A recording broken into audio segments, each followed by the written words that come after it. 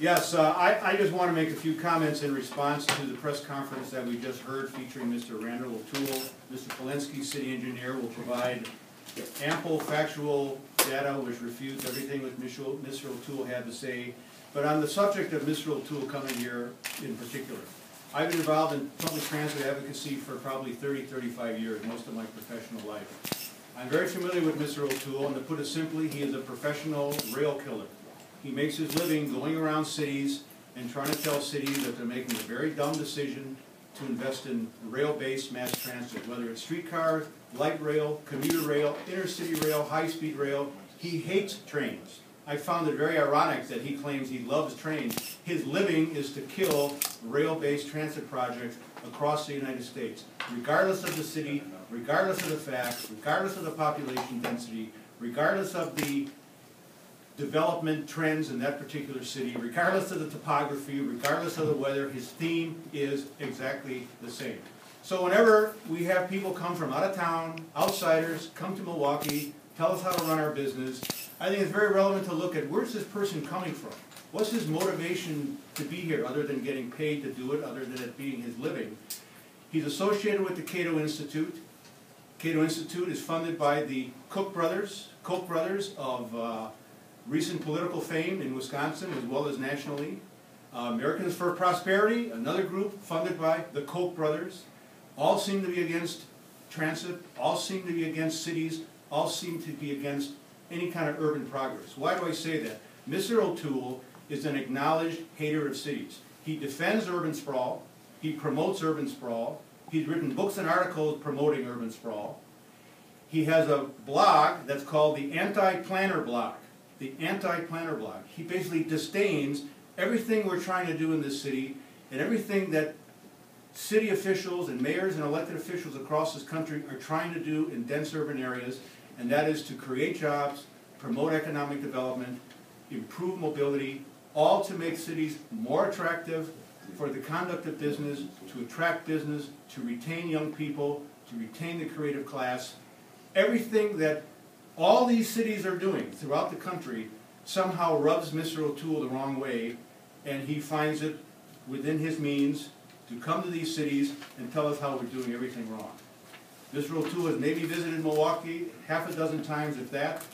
Alderman Kovac grew up here. I've been here 37 years. I know this city intimately. I know its history intimately. I know its development patterns intimately. And this project will succeed extremely well based on all the evidence that we have assembled. So I'll turn it over to Alderman Kovac, Mr. Polenske. They can deal with any factual refutation of Mr. O'Toole's position, but frankly, this man is a charlatan. This man is a hired gun. His job is to advance a political agenda, and that political agenda is essentially anti-city and anti-urban. Thank you. Yeah, I'm Alderman Nik Kovac, N-I-K, K-O-V-A-C, and I represent the area north of Ogden, the northern stretch of where this streetcar in Milwaukee will be going in a couple of years.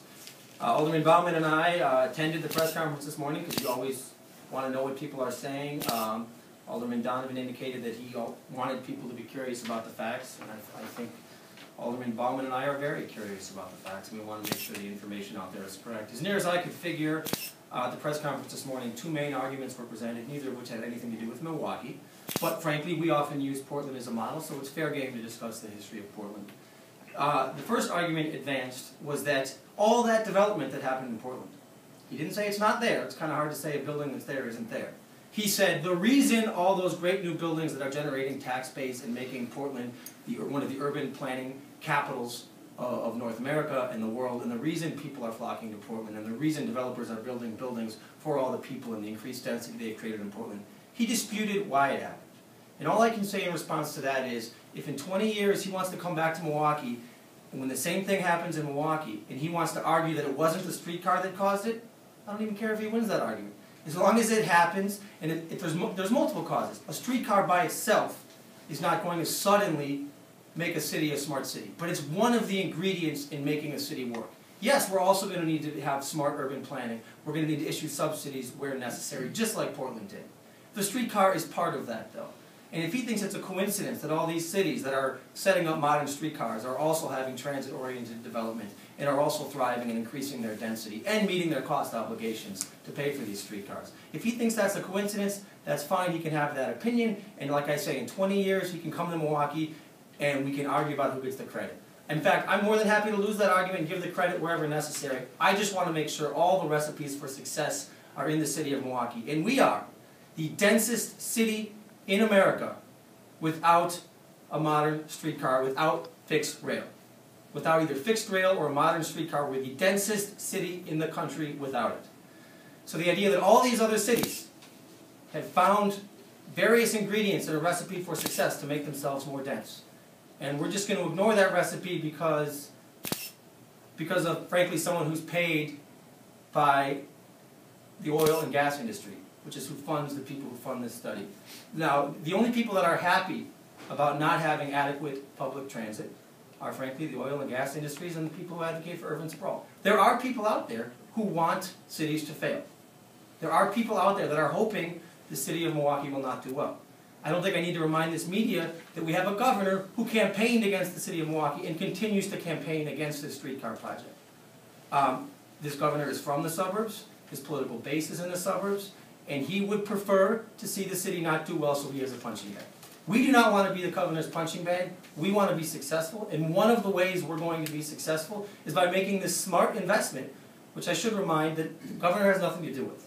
There was one investment the governor did have something to do with, and that was high-speed rail connecting Chicago to Milwaukee, increasing service between Chicago and Milwaukee, and creating service between Milwaukee and Madison, which would have extended also ultimately to Minneapolis based on the federal plans. That was $800 million of federal investment that would have created thousands of jobs, that would have made everyone, including our governor, look good, because it would have created an economic boom, first for the construction of the train, and then obviously following from the construction of the train, the easier movement of people. It would have been a boon for Madison, a boon for Milwaukee, and it would have been helpful to Chicago too, for what that's worth.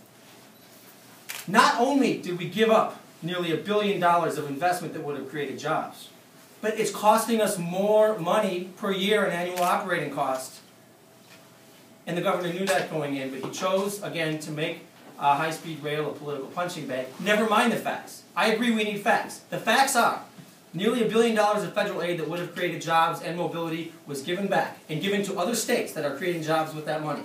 Fact number 2 is the state of Wisconsin is on the hook for more money annually to pay for the existing Hiawatha service and to pay for outstanding obligations to Talgo than we would have if we'd accepted the money. So if the governor has a blueprint for things he wants to stop, that blueprint is laid out for all of Wisconsin to see, and it cost us jobs and it's costing us money. Stopping this streetcar project will also do both. It will cost the city of Milwaukee investment and jobs from the federal government, and it will also make it harder for the city of Milwaukee to get around. Another thing that was said today was that buses are cheaper than streetcars. That's been refuted. There's a PolitiFact that was out there where a Portland mayoral candidate discussed, basically said that streetcars increase ridership and do not increase cost. And that's been PolitiFacted. It's out there. I encourage everyone here not just to take my word for it and Alderman Bauman's word for it. Look at the facts. The facts are out there. These debates have occurred in many cities. This isn't the first city to happen. We have an outlier, extreme, funded by the oil and gas industry opinion about a particular city in Oregon, which is, by the way, not a true opinion, so investigate that. He's an outlier on that. It's a success story by every other standard other than his own politically and financially motivated opinion. If you look at the facts are clear. Turning down this streetcar would be bad for jobs in Milwaukee, would be bad for mobility in Milwaukee. Alderman Bauman and I both ride the bus. We're going to continue to ride the bus. The streetcar will be the spine of a future public transit system. Every other city in this country, all these dense cities, less dense than us that I talked about, that have fixed rail and have modern streetcars, what else do they all have? They all have buses too. It is not streetcar versus bus. It is streetcar to enhance the bus system. It will increase ridership. It will make it more convenient. Some people will continue to only ride the bus because the streetcar is not going to go everywhere. But the streetcar will slowly expand, become the spine of a multimodal transit system, which is how every city is doing it now, and is how every city did it for as long as cities have existed, until a few generations where we decided to put all our eggs in one basket, namely the automobile basket. And that was clearly a mistake. Some people want to continue making the same mistake for a third generation. They have the right to say that. Fact is, they're wrong. it is good to invest in all forms of transportation, be it pedestrian, be it bicycle, be it train, be it bus, be it car. We need to invest in all. Cities that have diversified transit portfolios are successful cities, are dense cities, are cities with a high tax base. That's the kind of city Milwaukee wants to be, and we're not going to let a few naysayers who are conspiring with saboteurs that are against public transit and against urban success. We are not going to allow those saboteurs to foil well-laid plans for improving our city. Thanks. I'm Jeff Polenske. I'm the city engineer for the city of Milwaukee. The streetcar project is actually a project that I'm managing within the Department of Public Works. And I'll just maybe add one additional comment. Obviously, there's a report out there by an individual who doesn't necessarily see the benefits in the same way that we do of streetcar. But there's also many others that have produced reports, produced statistics that support streetcar, that support rail transit. And I'd be happy to share, I've got several copies of the different reports that we've printed out today. But I think the point is, I think you're free to have your opinion as to, what you're in favor of or what you're supportive of and what you're not supportive of. But the fact of the matter is, we do have a great project here. We have $54 million in federal money that has been legislated specifically for a streetcar project in downtown Milwaukee. We're on the cusp of bringing on the final designer to get into the final engineering and prepare the documents for construction. We've been given the direction and the authority by the Common Council and the mayor to move this project forward, and that's what we're doing. The project as we see it today, we have a 3.5-mile project that we've already taken through an environmental documentation process. It's been approved by the federal government.